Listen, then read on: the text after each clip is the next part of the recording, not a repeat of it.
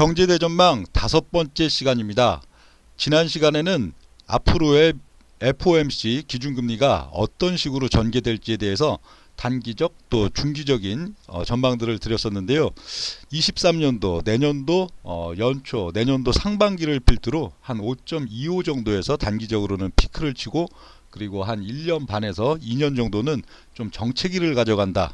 정체기를 가져가는 동안에는 24년도 여름과 하반기 흐름에서 두 차례 정도 금리 인하가 나타날 걸로 보인다, 그런 얘기들을 드렸었고요. 그리고 25년도가 이제 넘어가면은 상당히 금리 수준을 해마다 그래도 한 1%대 이상으로 굉장히 강하게 올리는 양상들, 이건 뭐 근원적으로는 역시 또 인플레이션 효과가 상당히 크게 작용하기 때문이다, 그렇게도 볼 수가 있겠는데 28년도까지 거진 한 10% 가까이까지도 올릴 것으로 보인다, 그런 내용들. 반면에 29년도가 되면은 거의 한 1년 반 사이에 제로금리 수준까지 격하게 낮아지는 시점들이 온다 하는 내용들을 전달드렸었습니다. 자, 그러면 이 금리의 이런 추이와 그리고 이제 증시, 글로벌 증시, 대한민국 증시에 있어서의 흐름들이 어떤 식으로 관계를 이루고 어떤 이유로 그런 양상들이 나타날 것인가 하는 내용들을 오늘은 한번 짚어보겠습니다. 올해 2022년도 같은 경우에는 금리의 추이와 글로벌 지수 추이는 상당히 반비례하는 그런 상황들이었죠. 작년도 연말 우리나라 코스피 지수가 대략 한 3,000포인트 정도였죠. 그 시점 이후에 올 연중 금리를 0.25%포인트에서 거의 4.5까지 지금 올리는 시점들 동안에는 지수가 크게 한 3차례의 폭락 과정, 그리고 등락 과정을 거쳐왔고 상당히 좀 빠지는 양상들이었습니다. 그러니까 올해를 보면은 지수와 그리고 금리는 정확히 이렇게 그래프가 좀 역전되는 반비례하는 그런 관계들 볼 수가 있는 한 해였는데요. 반면 뭐 미국의 이제 다우 지수 이런 경우에는 그래도 고점 대비 그래도 그렇게 크게 지금 낮은 위치들은 아니지만, 미국 지수에 있어서 또 S&P나 나스닥 같은 경우에는 상당히 좀 낮은 위치, 대세 하락이 완연하게 나온 그런 지금 시점들 되고, 아시아권이나 글로벌 증시 전반에 있어서는 상당히 좀 낮아진 양상들을 볼 수 있는 게 올해였습니다. 올해 10월 달을 피크로는 어느 정도 그래도 좀 반등세 나타나고 있죠. 여전히 금리는 인상 중인 시기이지만 지수는 이제 빅스텝이 종료될 수 있다 하는 그런 기대감 속에서 조금씩 그래도 반등해 있는 정도의 현재 시점들이 되겠는데, 이제 내년도와 내후년도 양상들, 내년도는 운용력이 봤을 때 금리가 이제 상반기 한 5.25% 정도 피크로 해갖고 거의 머무르는 양상들이 나타날 것이다, 그런 얘기를 드린 뭐 내년도인데요. 지수에 있어서의 그림은 그렇게 그려드렸죠. 내년도 한 2월달 정도까지는 조금 강한 느낌, 반면에 3월달 4월달은 다시 좀 약한 느낌, 그러나 올해 저점을 깨지는 않는 양상. 반면에 내년도 이제 초여름과 이제 여름의 단계 5월달 6월달 7월달 8월달은 다시 좀 반등하는 양상, 반면에 가을에 있어서는 한번 대차게 좀 많이 빠지는 양상들이 나타난다, 그런 얘기들을 드렸었고요. 그러고 나면 이게 이제 중장기 대세 상승기에 딱 시작 시점이 되는 그 이제 마지막 급락이 아마 내년 가을이 될 것이다, 그런 얘기들을 드렸는데, 내년도 가을 시점과 이제 금리에 있어서 어떤 변화 별로 없다고 봅니다. 오히려 내년도 거의 한 여름 정도 되기 전까지는 금리에 있어서 별 변화를 안 주는 양상들. 그렇지만 지수는 내년도 이제 연말과 내년도 연초 흐름에서 V자로 일단 강하게 치고 올라오는 양상들은 나타나겠죠.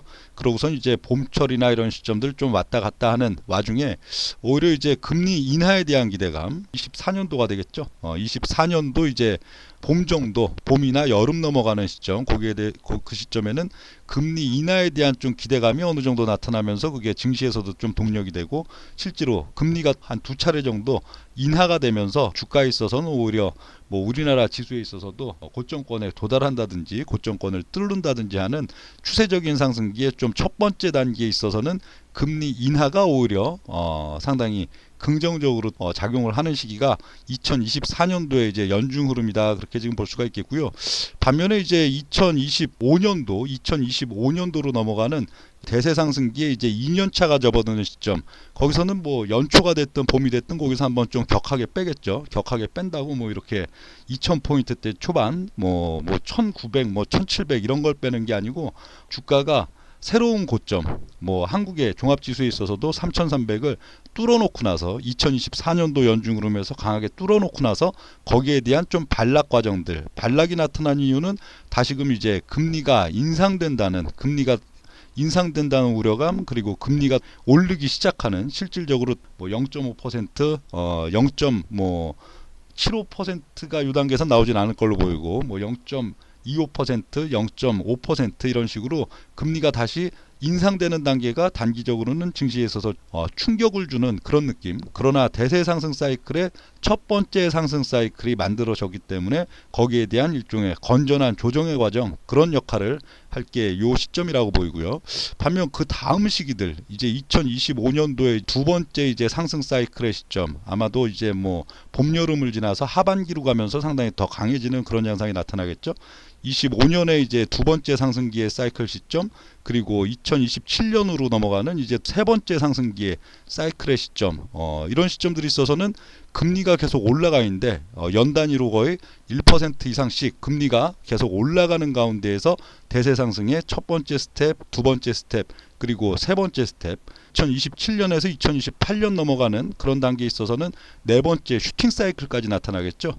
주가가 첫 번째 사이클 단계는 상당히 완만하고 시간을 두고 올라가는 양상들, 두 번째 단계 역시 그 첫 번째 단계 못지않게 시간을 두고 너무 뜨겁게 달궈지진 않지만 꾸준히 오르는 그런 성향이 있다면, 이제 세 번째 단계부터는 각이 솟는 단계, 그리고 네 번째 슈팅의 단계는 굉장히 가파르게 뭐 한 6개월 내지는 9개월 해갖고 훅 올려치는 단계가 이제 네 번째 단계가 되겠는데, 그런 시점들에 있어서는 거의 그 금리 수준도 거의 8%대 중반, 9%대 중반, 일시적으로는 10%를 잠깐 넘어가는 모습도 보여줄 수 있는 게 28년도 상반기, 하반기, 결국 이 20년 대세 상승의 이제 종결점이죠. 2009년도 2월 달부터 시작한 글로벌 증시의 유동성 버블, 유동성 대세 상승, 이 사이클의 이제 종결을 의미하는 2028년도 그 시점에는 금리 수준도 지금으로서는 굉장히 좀 상상이 안 가죠. 최근 뭐 한 2, 30년을 놓고 봤을 때는 뭐 6, 7% 이상, 거의 뭐 10%대 육박하는 그런 미국의 FOMC 기준금리를 본 적이 없기 때문에 상당히 좀 놀라울 수도 있는 그런 수치들이지만, 이런 수치까지 한번 밀고 올라가는 시점들이 2028년도가 된다, 그렇게 보여지고요. 반면에 이제 2028년도에서 2029년도로 넘어가는 시점, 2029년은 운용력이 주로 어떤 해라고 얘기를 드리죠? 그쵸? 정확히 100년, 1929년이 되겠죠. 1929년도가 경제 대공황이 왔던 해인데, 그해 경제 대공황이 왔던 이유는 2020년대 내내 너무 주가가 많이 올라갔기 때문에 그야말로 버블을 낳고 버블이 또 버블을 낳은 그런 단계에서, 그게 이제 순식간에 거의 한 6개월이었죠. 6개월 동안 그 버블이 크게 깨지면서 그게 경제 대공황이라 하고선 뭐 경제 교과서에도 실리는 그런 단계가 돼 있는데, 28년은 20년 대세 상승의 종결점, 대버블의 종결점인 한편 29년도는 그 버블이 강하게 무너지는 해. 그러니까 이런 29년도 뭐 연중 어느 시점에 6개월을 두고선 그 뭐 한 4, 5년 이상 꾸준히 이제 버블 펌프질을 하면서 올라갔던 지수가 한순간에 내리꽂으면은 항상 FOMC에서는 어떤 반응을 하죠? 부랴부랴 금리를 낮추죠.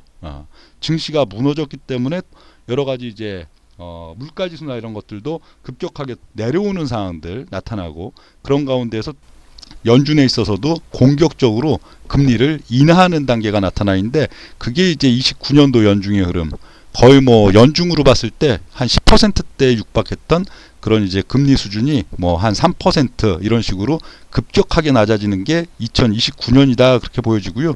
한 2030년 정도, 그 정도가 되면은 거의 제로 금리 수준, 역시 어떤 문제가 터졌다. 증시와 함께 여러 가지 또 부분들에 있어서 경제적인 문제가 터졌다 하면은 결국 또 뭐 해야 돼요? 제로 금리 내지는 마이너스 금리로 가야 되는 그런 단계가 오는데, 이때가 이제 30년도가 되겠죠. 이제 30년도 이후의 일들은 그거는 그때 가서 판단해야 될 것 같습니다.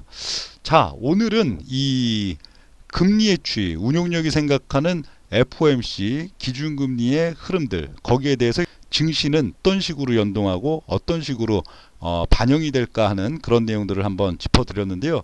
여기 있어서 여러분들이 굉장히 궁금해하실 부분들이, 아니 지수에 있어서 금리와 지수가 이렇게 올해 같은 경우에도 상당히 역의 상관관계죠. 금리가 치고 올라가는 게 지수에 있어서는 부정적인 반응들을 보였었는데 2025년 이후 2028년까지 거기서 이제 운용력이 얘기하는 대세 상승, 대버블로 가는 과정들, 거기서는 금리가 치고 올라가는데 지수가 어떻게 치고 올라가나 하는 그런 내용들 굉장히 궁금하실 건데, 경제 대전망 6번째 시간에는 거기에 대해서 또 설명을 드리겠습니다.